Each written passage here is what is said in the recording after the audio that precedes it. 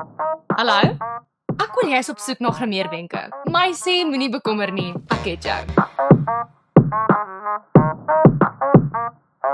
In vandag se episode gaan ek julle wys hoe om die perfekte onderlaagskakering vir jou vel te kry. Stap 1 is om eers te kyk wat se tipe velpigment het jy.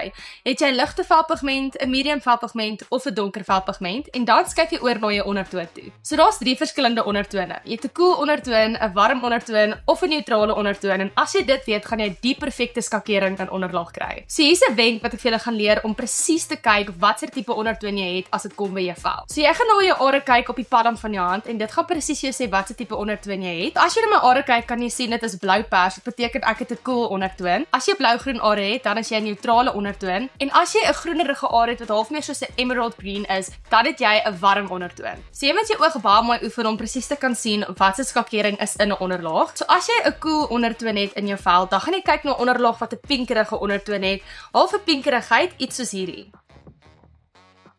Indien jy 'n warm ondertoon het, gaan jy kyk na 'n onderlaag wat 'n warm ondertoon het, presies soos mense dit sê. Iets wat bietjie meer soos 'n oranje of 'n geel basis het, amper soos hierdie.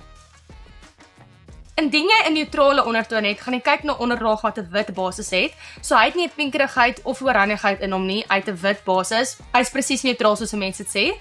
So jy sal kyk na 'n onderlaag wat soos hierdie lyk. Nou dat jy weet wat jou velpigment is en jou ondertoon, is dit regtig nie so moeilik om jou onderlaagskakering te kry nie. So stap by jou winkel in met selfvertroue en gaan kry daai skakering wat jou vel perfek gaan pas.